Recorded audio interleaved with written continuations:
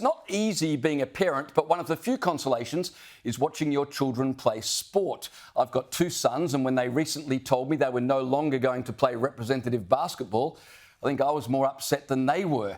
But the joys of watching your children play sport is often interrupted, increasingly so, by hot-headed parents who believe their child is the next big thing and so get angry, verbally or even physically abusing volunteers or referees who deny little Johnny a goal. And it's not just in kids' sport. Recently here in Sydney, a referee was given a broken jaw after being kicked and punched during an amateur football game in Bankstown. Well, the New South Wales government has said enough of this. We're going to stamp it out, with the Sports Minister saying today that he'll be working with the sports sector to introduce tough sanctions. This may include lifetime bans for individuals across all sporting codes and all government venues, from under-6 games right through to professional A-League finals. Caleb, good idea or bad idea? Lifetime bans for parents who take it too far at their kids' sporting events. I mean, the way some of these parents carry on at kids' sport, you'd think they were playing for sheep stations. I mean, for heaven's sake,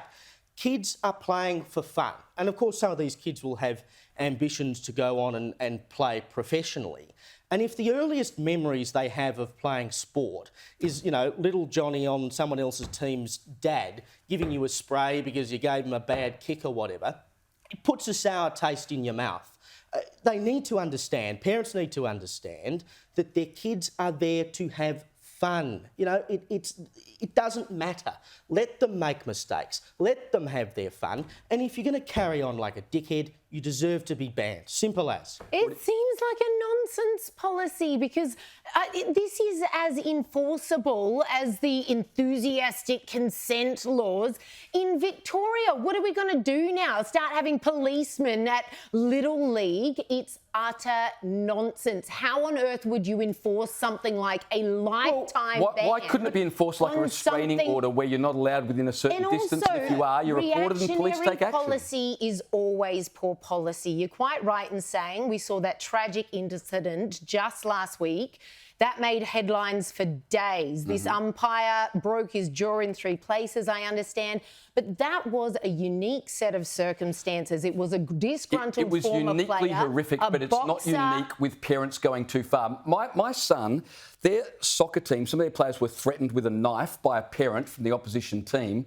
My son, just a couple of weeks ago, was grabbed from behind by a parent who ran onto the field when he took umbrage with the way my son tackled his son on the field. This is not unusual, Liz. The policy being floated, though, is only with regards to umpires and volunteers. So your kid wouldn't be covered by that. And also your kid is 18, so they don't count as a kid. We're talking about lifetime bans here, and there's been nothing said with regard to how violent is violent. Are we talking about swearing here? Are we talking about fisticuffs between parents? We both know that you're not going to cop a lifetime ban for saying the F word or something. Like, it's not going to be like that. That also doesn't address the issue of how on earth the state would enforce such a lifetime ban. Well, no, it has to be enforced by the clubs, obviously. But what's the issue? But I can just go to another club. Yeah, but you know, you can be banned from the MCG, the SCG, Adelaide Oval, all the grounds around the country. And how do they pick them up with tens of thousands milling into the MCG, SCG? In local club competitions, parents would know which parents have been banned. If they ever turned up, they'd call police immediately. Yes, so then I'll go to another club.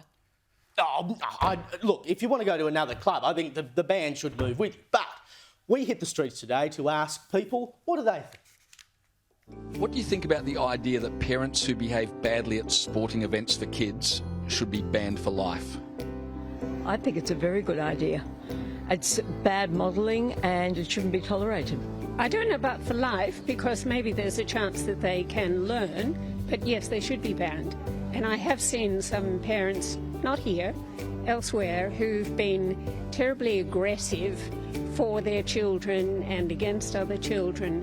It doesn't help anyone. No. Why is that?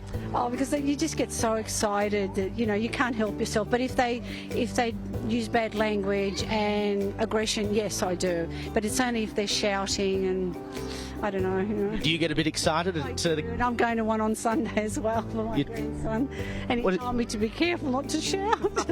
Yes, definitely. The actual parents? Correct. Yes. Yes. Yeah. Well, if they behave badly, for sure. Depends. What's the criteria for bad? Who's policing it? For life. I think there should be some harsh penalties, yeah, for sure.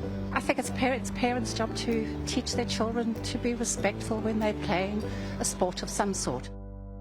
Now, look, not everyone said they agreed with the lifetime ban, but I think there was a pretty general consensus that, yes, parents who carry on at football matches or any other sport ought to cop some sort of punishment, because you've got to set a standard for the kids. If that's the standard that you're showing to your kid and all the other kids is that you can behave like a hooligan, I mean, no wonder in places like Europe where they still set soccer stadiums on fire and set off flares and stuff, because they encourage it. It's all about setting a standard, sportsmanship. Yeah. There are so many lessons that kids can learn out of sport, and when parents are carrying on, it cannot be tolerated. I do take umbrage with your assertion that, it's all about having fun. You'd be amazed how early kids, especially if they're talented, it becomes very serious very quick. But parents have just got to keep it under control. That is true, but not to the degree that you start abusing someone else's kid. Of course. Do you know, at my son's soccer game this last weekend, all the players stood in the middle of the field and they gave a 30-second clap for the referees in response to the violence from the other week. So they did that right across the league just to try and encourage players and parents, hey, have some respect for officials.